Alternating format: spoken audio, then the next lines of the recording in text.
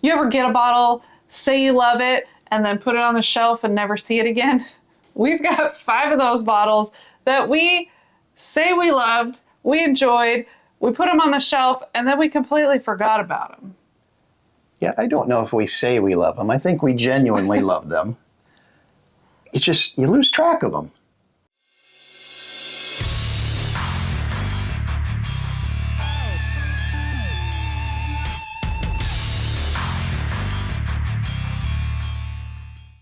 Hi friends, I'm Laura, this is Troy, we're Baker Drinks, and these are 5 bottles or brands that we enjoy, we just forgot about. They've been collecting dust, and here they are. Yeah, so in our defense, and I feel like I shouldn't have to say in our defense first sentence of a video, but we usually have some pretty big monthly bottle hauls. And when you're getting, 15 to 30 bottles a month, it's easy to lose track of a bottle or two. These are 5 that very thing happened to with us. So I'm going to go brand on this one.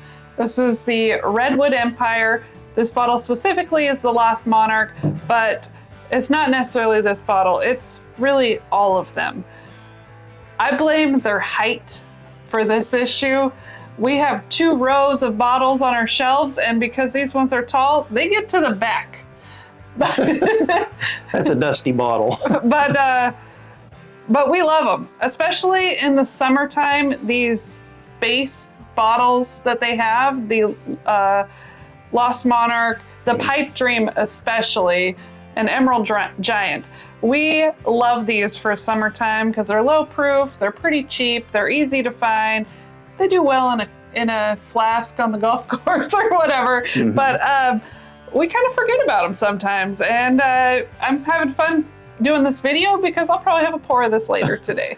Yeah, and like Laura said, it's the entire lineup. It's not just the cheap ones. We've got the cask strengths up there. I think the first batch that came out, they're all still up about right here. Yeah. We've got the bottle and bonds. The rocket tops, the grizzly beasts, they're all mostly full. We just did videos on Foggy Burrow and Devil's Tower and have not touched those bottles since the reviews because we put them in the back of the shelf due to their height and we just forget about them. It's so sad. I'm sorry, Redwood Empire. We love your bottles. We just, for some reason, forget about you. We promised to bring you out more, buddy. For me, this is a controversial one. A lot of people love to hate the Whistle Pig. We started in the hate category because we weren't rye drinkers. And somewhere along the way, we transitioned into drinking ryes. And man, these Whistle Pigs, they just hit right for me and Laura. Laura and I, however you're supposed to say that. They're wild, though. They can be wild. This is a single barrel pick. And I get it, they're expensive. They're not everybody's cup of tea, but for us, we like them a lot, which is kind of weird because I haven't even seen this bottle prior to this video for over a year. I didn't know where you pulled it out from, honestly. He hid it from himself. You come up with a concept for a video and you go out and you start looking for bottles for it and it's like, oh, wow. Forgot about that one. I guess it's reason to do the video. Good stuff. Probably gonna put it a little closer to the front of the shelf where I can see it and grab it more often. We went real hard into these Found Norths for a while. Not like hard into drinking because there's still, a decent amount left. But we bought, I think we have 4 of them, and they are absolutely amazing. We haven't had a ton of Canadian whiskey, but this is by far my favorite Canadian whiskey that we have had. They make some great whiskey, and again, I'm giving it the tall bottle problem here. It got shipped to the back of the shelf and never seen again. It's so sad too because we absolutely love those bottles. We've promoted them. We've given out some samples. We've turned some other people on to Found North. It's, like Laura said, a great whiskey, deserving to be drank a lot more often. I'm kind of not mad though that we still have a lot of that left, because some of them earlier batches are unavailable now. Pretty much all of them now. They've gotten big enough that most of the older batches have sold out. Actually, I think most of the newer batches have sold out as well. So they might not be available for us to get any more bottles from them. I'm not sure.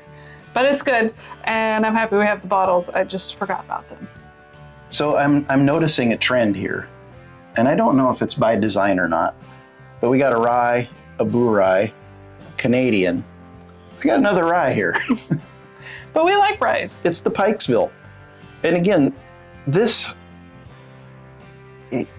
just so good. It's a barely legal rye coming in at 51% rye, 110 proof. I believe out of Heaven Hill. It drinks like bourbon, really, to me. We put this on a patron live tasting and had people convinced it was a bourbon, Mark Gale. And they loved it. But we've not touched the bottle since then, and prior to that tasting, it was probably more than a year, maybe a year and a half. You know, we've put a fairly good dent in this because we drank a lot of it early on and then put it on the shelf and got new bottles, and it got pushed further and further back. And that's just kind of what happens with these bottles. You get new ones and you forget about them. I guess I'm trying to say we probably need less whiskey.